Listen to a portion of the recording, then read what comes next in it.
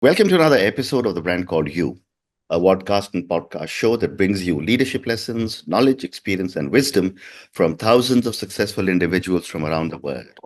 I'm your host, Ashutosh Garg, and today I'm delighted to welcome a highly respected veteran and a coach and an author from New Mexico, USA, Mr. Charles Browne. Charles, welcome to the show.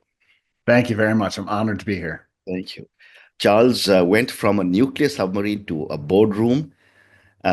He's certified. He's a certified nice guy coach.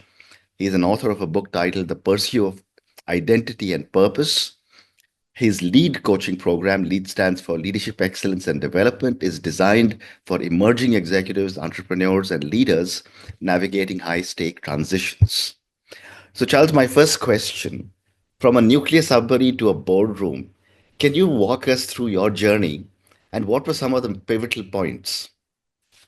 Oh my goodness. Yeah, the United States Naval Nuclear Power Program is incredibly challenging. So I was very lucky and very blessed to be part of that program. Mm. And after 8 years of service in the Navy, I went to work at a commercial nuclear power plant. I mean, why wouldn't you do that, right? Take all that experience and training and put it right to good use. Yeah. And so my leadership development obviously started before that in the Navy, especially on submarines in particular. We're all required to wear multiple hats. And so, you just have a sense of leadership about you as it is. The commercial nuclear power program is not much different. It's made up of mostly veterans anyway, and just a strong human performance culture. And so, after serving several years as an operator, I went to work for Westinghouse and then also General Electric because they have very large nuclear branches within those organizations. I went to work for both of those organizations and just in increasing levels of responsibility and sophistication.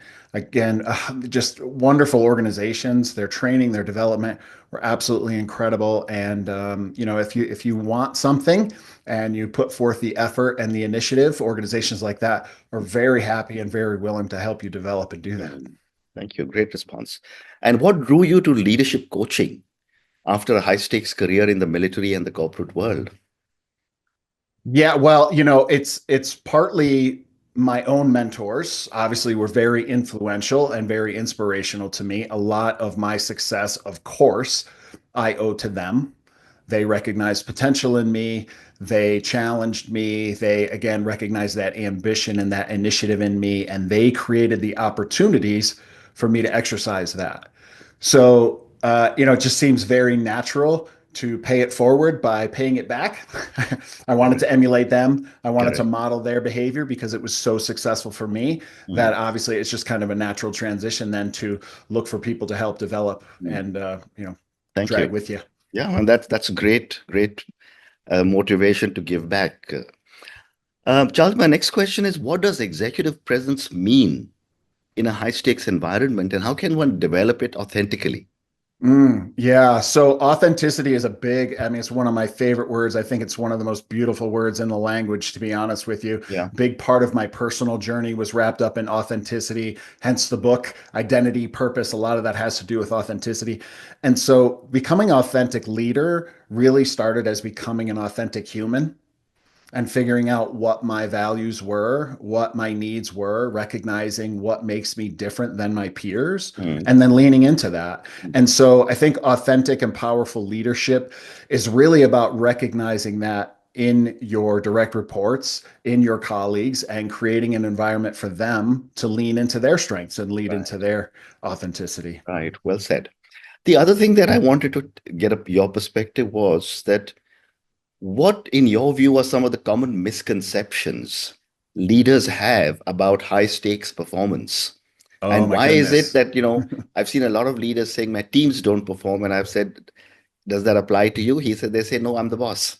Yeah, yeah, absolutely. And that's exactly leads into my number one misconception is the boss has to know everything. The boss has to do everything. Correct. I've always felt that as the leader, if this is a bit of a cliche, you'll have to forgive me, but if I'm the leader and I'm the smartest person in the room, Yeah. we're doing something wrong. Mm. Especially in the fields that I'm in, which are highly technical, very skilled, very specialized. If me as a leader I should be looking at strategy. I should be looking at roadblocks. I should be ensuring that my teams have all the tools and resources at their disposal to be successful. That doesn't mean that I'm doing their job. And so, one of the biggest misconceptions that I've come across in technical spaces and high consequence and high stake spaces is if you're the boss, that means you should be able to do everybody else's job. And I don't think that's exactly true. Absolutely. Yeah. Absolutely. Absolutely said. Well said. You also worked with leaders under pressure. Mm. What separates those who thrive and those who burn out? Yeah, those who burn out tend to have a very strong external focus, an external locus of control.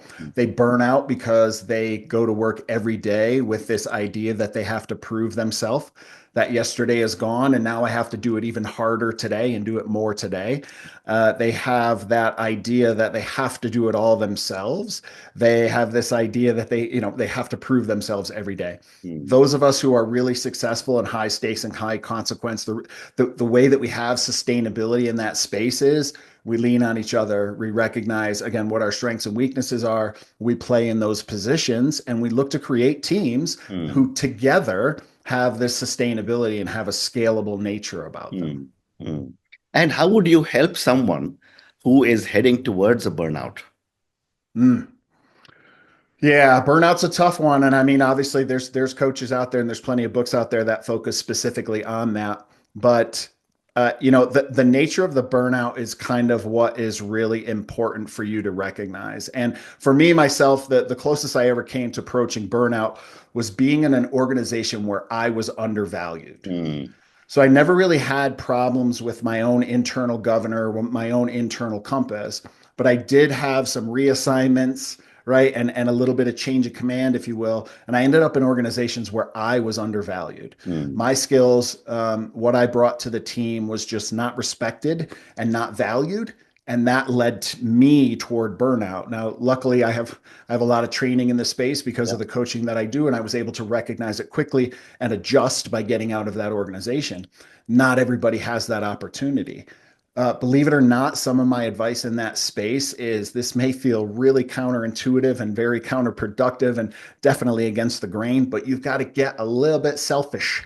You've got to be a little bit selfish and look out for yourself because I don't mean this purely cynically, Yeah. but nobody's looking out for you more than you are. Mm, And so you have a personal responsibility, especially in a professional environment, to look out for yourself and learn to advocate for yourself. said. So we spoke about burnout, but I've got another question for you on stress. And my question is, what are the warning signs that a leader is about to lose presence or control under Mhm. stress? Yeah, one of the first red flags that I notice among my teams is indecisiveness. That's one of the leading indicators, which of course there's a ton of lagging indicators that you and I could spend an entire Mm, session, mm, entire podcast talking about. But the absolutely. leading indicator is indecisiveness. When you start to question your own value, you start to question your own decisions, Mm, you start to question your own experience in a certain organization, that's a mm, pretty strong indicator that you're stressed because you're not thinking rationally, you're thinking emotionally, and that's a pretty strong indicator that you're out of your depth and you need some help. mm. Thank you. There's another term which is now doing its rounds all over the world, which is imposter syndrome. Mm. I mean, I think it's always been there, but in the last few years, it's got a lot of prominence. And my question to you is, why do even high achieving leaders experience imposter syndrome? And how do you help them move past it?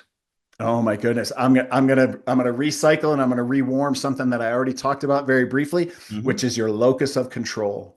If your locus of control is external, then you are measuring yourself by someone else's metrics. Right. You are highly susceptible to imposter syndrome.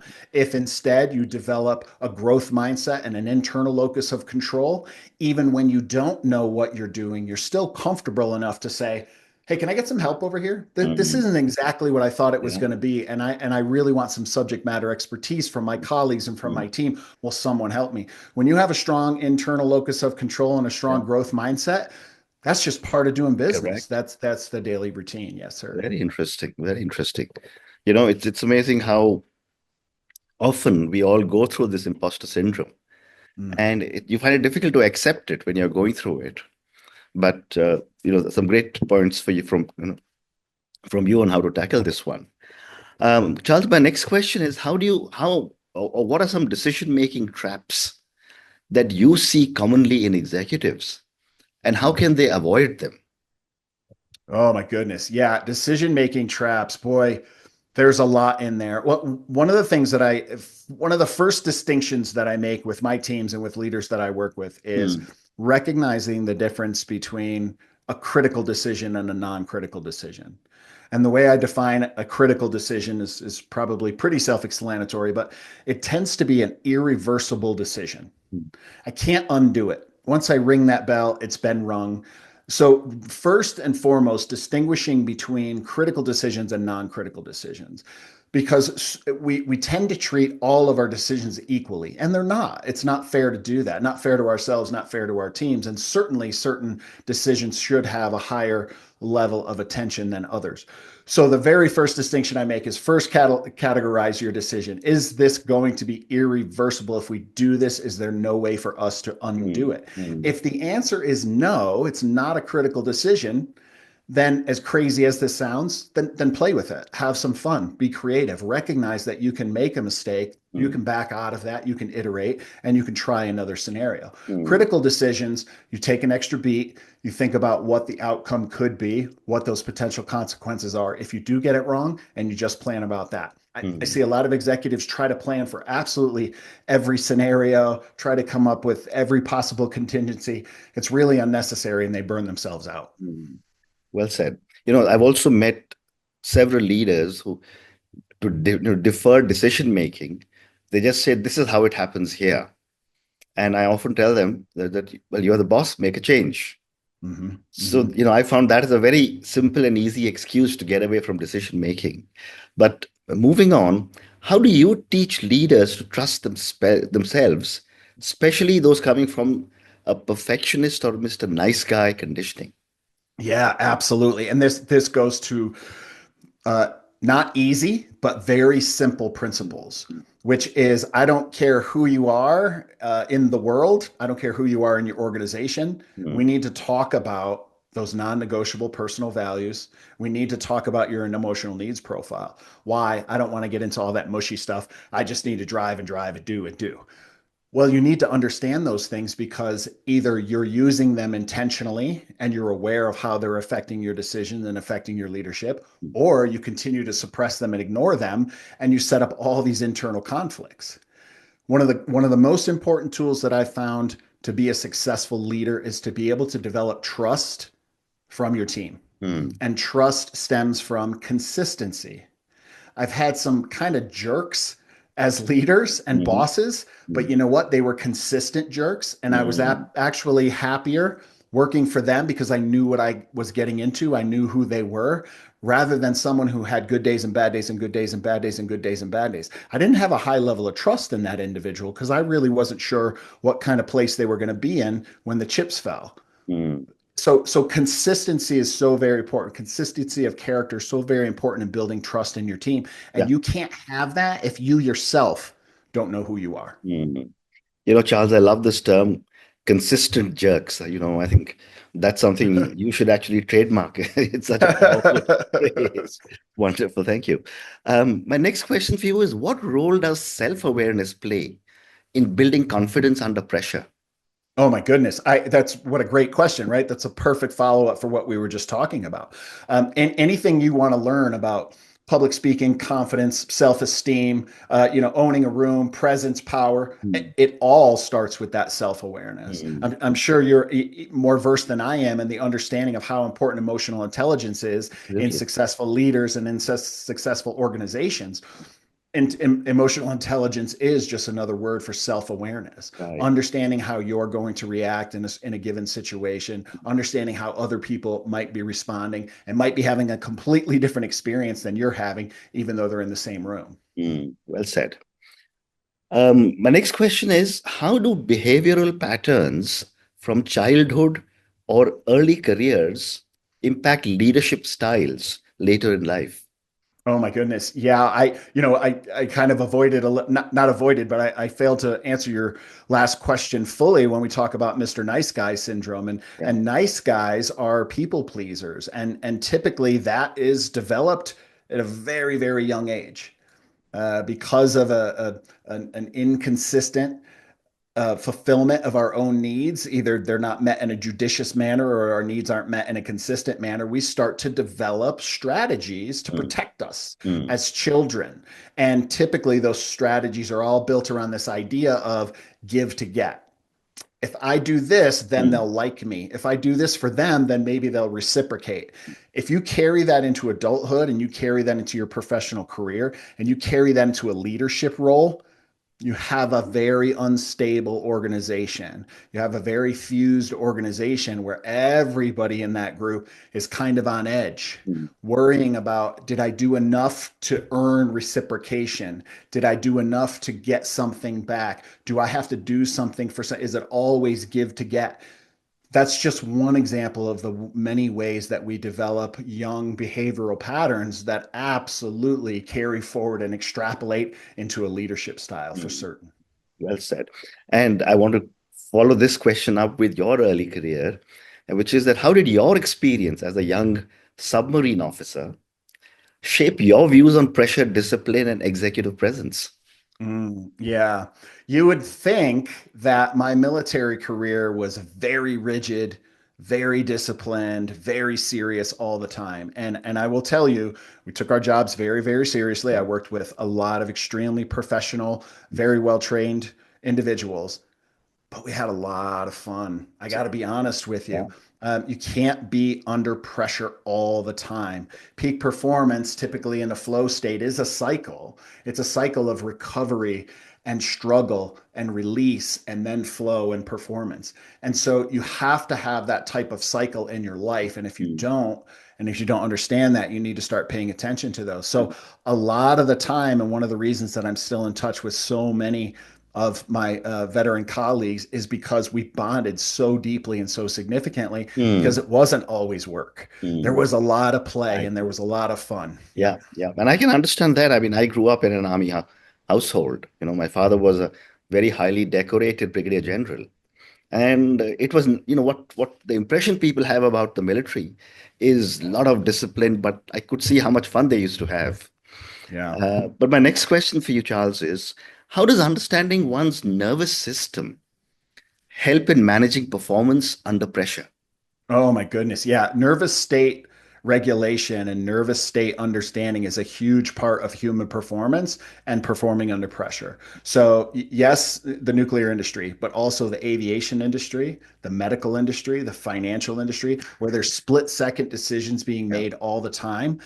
You will not succeed in those industries without having at least a basic understanding of nervous system and emotional regulation. Mm, Many people get to a certain point in their career just through some kind of natural inclination toward being desensitized to stress. Maybe mm, had a very traumatic childhood. And mm, unfortunately, one of the silver linings of that trauma is you're pretty impervious to upsetting situations. mm, But there's a ceiling to that. Natural response can only take you so far. If you're trying to break through, you're feeling a plateau in your own life and you mm, really want to break through to that next level, it's because you can't just rely on your natural response. You mm, have to learn what it means and you have to be able to kind of play that third person and be able to observe yourself to understand what that is mm, and figure out your emotional, physical, psychological needs and how you mm. balance all that. Thank you. I have time for two more questions for you. Okay. How do you balance decisiveness with empathy when Mm. coaching leaders through major transitions? Yes, yes, yes. Very, very important topic, very important subject. And, this is an ongoing debate. I don't know that we'll ever get a Yeah. perfect answer to this question, right?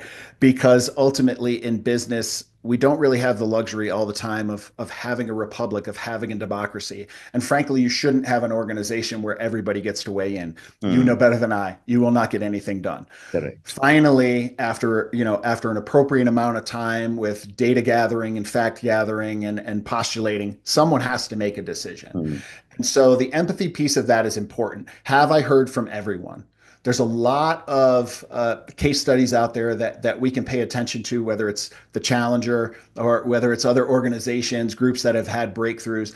And there was a certain amount of empathy that was missing, and they created a chilled environment, and not everyone was able to speak up. Mm, But if you're developing that on a daily basis, you can have a really high likelihood that your organization is vocal and they do feel free to step up. It reduces your requirement to be a proactive, I have to pull this from everyone, mm, as opposed to just having a naturally open organization where everyone feels that they have a voice. mm. But ultimately there needs to be, right, that one person who's going to make a decision. Unfortunately, what I'm seeing in a lot of organizations is no one wants to make that decision. Correct. So much risk that it's just getting pushed higher and higher and higher and higher. And when the CEO is making decisions about who the vendor is going to be for the cafeteria, something is grossly wrong in your Mm. organization. Right. Amazing. For someone stepping into a new leadership role, what's your best advice to build decisiveness without arrogance? Yeah, absolutely. I This is going to sound a little bit weird, but take some curiosity with you. Mm, Yeah, one of the things that really frustrates me is watching organizations just make this assumption that their greatest technician is naturally going to be their best manager. mm, And when the organization doesn't recognize, oh my goodness, that's a completely different skill set, mm, completely different skill set. And yet technical organizations just automatically assume, well, this is our best engineer, therefore they should be the engineering manager. So if you're being put in a role and maybe you're not completely comfortable with it, a little bit of imposter syndrome, perhaps, mm, go into that role with some curiosity. Go into that role with an open mind. Go into mm, that role with the mind of a child, where you say, okay, they picked me for a reason. I'm not gonna obsess about that right now. Have some curiosity, figure out, learn your team, and one of the most important things I do is take an assessment of who's in my charge, mm. what roles are they in right now, what positions are they in, and are they fully utilized? And Fascinating. 9 times out of 10, I make huge strides in an organization within the first 90 days, just because I listen to those teams, make a couple of adjustments, and put people in positions where they're better suited and where they have better opportunity to succeed, and the whole organization benefits. Amazing. So I'm going to take one more question, and this is about your book, The Okay. Pursuit of Identity and Purpose. Tell me about your book and what was your hypothesis when you wrote it? The book is actually written from my personal experience. Hmm. I had a moment where my life kind of, it sounds a bit cliche again, but things kind of came crashing down. I lost my job, my marriage ended, I lost my father, all in a very short Sorry span of to hear. time. Mm, Thank you. And but both of those are like pretty much the three pillars of manhood, right? You are your father's son, you are your wife's husband, and you are your role at work. And I lost mm, all three of those almost amazing. simultaneously. Mm, And so I no longer had those compasses. I never no longer had those milestones of where to go and what to do. And mm, so left to my own devices is a really pretty basic question. Who am I? mm, What do I want to do? Right? What does matter to me? Wait a minute. I never saw any of this coming. And so the pursuit of identity and purpose is exactly what it was. I started a journey that lasted a couple of years where I met Dr. Robert Glover. I read every self help book you could possibly imagine to try to develop some of the things that we've talked about here, mm. the confidence and the self esteem and the self awareness and the Yeah, emotional intelligence. yeah. And the pursuit of identity and purpose is the little bits that I took from each of those and created my own shortcut of, if I start here and I learn this and I learn this, now I've created a grid of who I am as a human being. Once I'm able to recognize that authentic identity and say, oh my goodness, this is exactly who I am and exactly who I want to be, then I took off all those masks. I laid down all those adopted identities, and I was free to actually grow into the man that I was inside. And Mm, then the struggles thereafter, right? Because mm. then the self-limiting beliefs come up and the doubts come up. Well, what if I can't? And then the third part of that book is actually how to overcome those as well. Wow, wow. And on that note, Charles, and your amazing, very brief summary of your book, the pursuit of identity and purpose, where you keep asking the question, who am I and what do I want to do? I was thinking in one of my books, I actually have a chapter where most of us go through life saying, what if only? We just go Yes. through all our life talking about that. But, this has been such an amazing conversation from a veteran to the corporate boardroom to a coach. Thank you for talking about so many different aspects of coaching, of how to how to handle burnout, how to handle stress, how to really tackle a nice guy boss, which we all have encountered or crossed our paths with sometime or the other in our lives. Thank you for such a fascinating conversation, and all the very best to you. It was ultimately my pleasure. Thank you so much. Appreciate Thank it. you. Thank you for listening to the Brand Called You videocast and podcast, a platform that brings you knowledge, experience, and wisdom of hundreds of successful individuals from around the world. Do visit our website www.tbcy.in to watch and listen to the stories of many more individuals. You can also follow us on YouTube, Facebook, Instagram, and Twitter. Just search for the brand called You.